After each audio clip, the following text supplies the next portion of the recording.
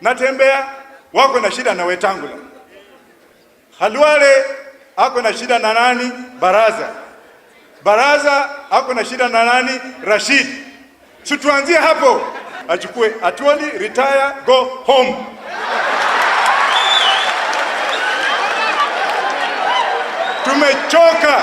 Tumechoka kila wakati Buhungu 1, Buhungu 2, Buhungu 3, lete ambulance, lete madawa, lete chakula, ambia Waluya namna hii.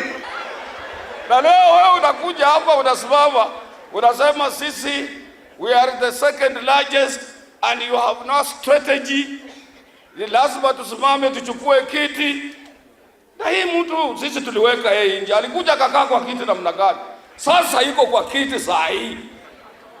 Hesabu yake ya 2027 amemaliza.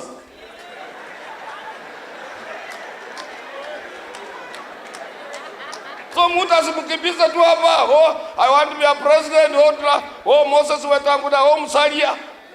Wako serikali gani? They are in the government. Hata hii bili inakuja finance bill, mimi nimeiangalia na mimi nitapinga. Kwa sababu hiyo ni kitu inaenda kuumiza watu. Nyinyi ndio mko na final say on the budget.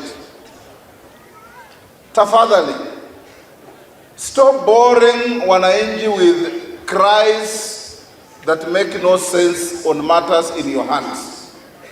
Nyinyi ndio mtapitisha budget. Sasa hata ukija ukiambia huyo mtu ya ODM hapo utakataa budget, atakusaidia namna gani? Ni kura yako kule bungeni itapitisha budget ama haitapitisha budget. We want to come and strategize at funerals. We want to come and call each other at funerals. We want to humiliate each other at funerals. We want to compete in a very unhelpful manner at funerals. Mimi nawasihi viongozi. Strategy. If you have no strategy, tutalia tu. Community comes first. The region comes first. Tukifika pale tuamue sisi. We support Luhya unity, but what we want is unity of purpose. We must ask unity for what purpose? Kama it's unity kusupport serikali ya Zakayo iendelee kuumiza Wakenya hadi 2032 ati atuachie hiyo unity, tunasema nini? Tawe. Hiyo sisi hatutaki na tuko tunajitayarisha 2027. Kama ni unity ya kuingia kwa nyumba, tutoe rais atakayetoa Zakayo tarehe 10 mwezi wa 8 2027. Hiyo niko tayari kuingia kwa hiyo nyumba tuongee maneno. Vile nilisimama na nyinyi kwa ile bili nyingine, na mimi nitapiga no.